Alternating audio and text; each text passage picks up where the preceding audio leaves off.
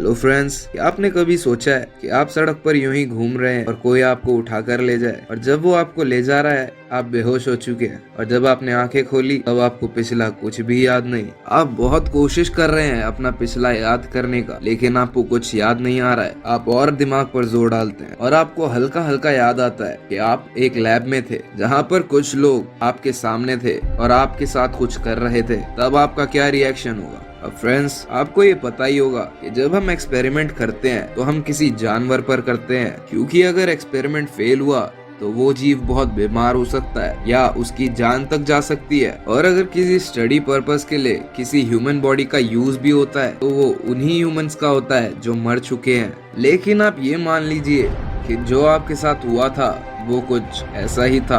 आपकी बॉडी का use science की तरक्की के लिए किया जा रहा था। अब आपको ये लगने लगा होगा कि इस एक्सपेरिमेंट के बाद तो आपकी जिंदगी तबाही हो जाएगी अगर आप उस एक्सपेरिमेंट के बाद जिंदा बचे तो। लेकिन ऐसा आपने कुछ फिल्मों में ही देखा होगा। लेकिन फ्रेंड्स, अगर मैं कहूँ कि ये बात गलत है तो कुछ समय पहले ऐसे केसेस सामने आए हैं, और जिन लोगों ने ये सब झेला है उनकी जिंदगी कितनी दर्दनाक रही होगी और आप ये शायद कभी ना सोच पाए। लेकिन ये सब करवाने के पीछे CIA का हाथ था। जी हाँ, ये सब CIA के अंडर ही होता था। और इन एक्सपेरिमेंट्स के बारे में कुछ ऐसी बातें भी थी जो इंसानों से छुपाई जा रही थी। और अगर आप जानना चाहते हैं कि वो क्या बातें थी तो इस वीडियो को पूरा जरूर देखें। अब फ्रेंड्स, ये जानने के लिए भी हमें इतिहास में जाना होगा। वर्ल्ड वॉर 2 के बाद USA और रशिया दोनों कंट्रीज खुद में सुपर बनना चाहते थे। 1950 में रशिया और चाइना के डर के कारण USA ने कनाडा के साथ मिलकर बहुत ही सीक्रेट तरीके से माइंड कंट्रोल एक्सपेरिमेंट करना स्टार्ट कर दिया। और इस एक्सपेरिमेंट का मकसद ये था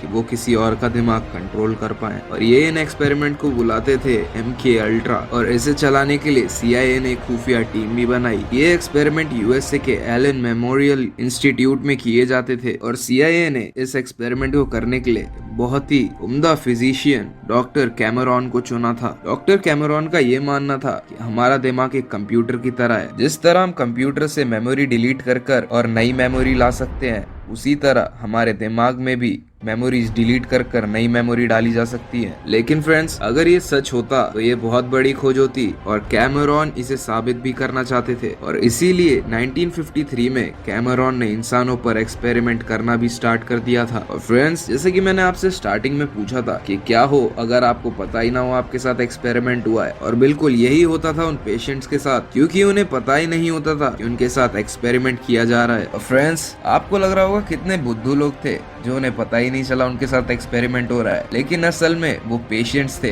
जो अपना इलाज कराने आए थे, और डॉक्टर कैमरॉन उनका इलाज ही करते थे ऐसा उन्हें लगता था। CIA ने भी पूरा साथ दिया लोगों को बकरा बनाने में, और उन्होंने सहारा लिया प्रोस्टिट्यूट्स का। उन्होंने अपने क्लाइंट्स के यहाँ LSD नाम का ड्रग भिजवाना शुरू किया। अब LSD लेने के बाद होता ये है कि इंसान हेलुसिनेशन में पहुंच जाता है और उसे ये बिल्कुल नहीं पता चलता कि क्या चीज असली है और क्या नकली। और इसी चीज का फायदा उठाकर डॉक्टर कैमरॉन उनके शरीर के साथ एक्सपेरिमेंट करते थे, और उन्हें पता भी नहीं चलता था कि उनके शरीर के साथ एक्सपेरिमेंट हो रहा है। अब कुछ समय बाद CIA को प्रोस्टिट्यूट्स का सहारा लेना सही नहीं लगा, इसलिए उन्होंने मैजिशियंस का सहारा लिया। अब मैजिशियंस अपने हाथ की सफाई के साथ लोगों के ड्रिंक्स में ये LSD मिला दिया करते थे, और फिर होता था सेम काम। किसी भी पेशेंट्स पर माइंड कंट्रोल एक्सपेरिमेंट 3 पार्ट में किया जाता था। पहले पार्ट में किसी भी पेशेंट को ड्रग्स दिया जाता था ताकि उस ड्रग को लेते ही लोगों को पता न चले कि क्या असली है और क्या नकली। अब जब LSD अपना काम कर चुका था, अब दूसरे स्टेज में पेशेंट्स को नॉर्मल से भी ज्यादा फ्रीक्वेंसी के इलेक्ट्रिक शॉक दिए जाते थे, और इस इलेक्ट्रिक शॉक का असर पेशेंट्स पर बहुत गहरा पड़ता था। और ये सब करने के बाद इंसान की पूरी याददाश्त भी चली जाती थी, और इनका पहला टास्क यहीं पर खत्म भी होता था। अब उन्हें नई इंफॉर्मेशन डालनी थी, और ये होता था उनका तीसरा स्टेज, जिसमें वो कुछ प्री रिकॉर्डेड आवाजें उस पेशेंट को सुनाते थे, जिसकी वजह से पेशेंट डिफरेंटली एक्ट करने लगते थे, और इसी तरह से उनका ब्रेन वॉश कर दिया जाता था। और इसके बाद जो CIA कहता था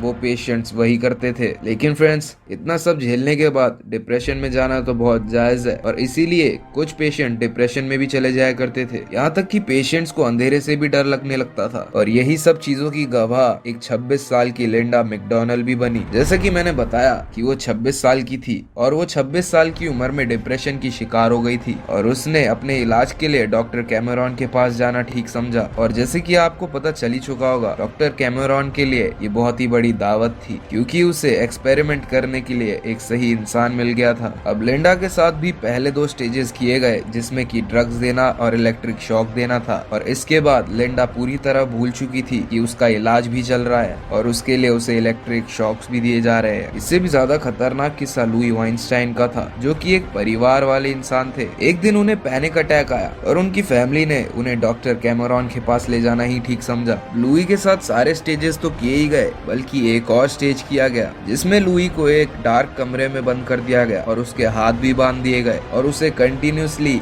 एक आवाज सुनाई जा रही थी जिसकी वजह से लुई कुछ और सुन भी नहीं पा रहा था। और ऐसा 2 महीने तक होने के बाद लुई के सारे सेंसर्स ने काम करना बंद कर दिया था और जब लुई की फैमिली को ये पता चला तो उन्होंने CIA के खिलाफ कंप्लेंट कराई और तब जाकर ये एक्सपेरिमेंट्स बंद हुए। और फ्रेंड्स, ये कोई कॉन्स्पिरेसी थ्योरीज नहीं है क्योंकि जॉन मार्क्स नाम के एक व्यक्ति ने CIA से 2000 पेज की एक डॉक्यूमेंट्री बाहर निकलवाई जिसमें CIA ने ये माना कि उन्होंने 20 सालों तक लोगों के साथ एक्सपेरिमेंट किए जिसमें LSD का ओवरडोज देना और इलेक्ट्रिक शॉक देना भी शामिल था और वो भी पेशेंट्स की जानकारी के बिना।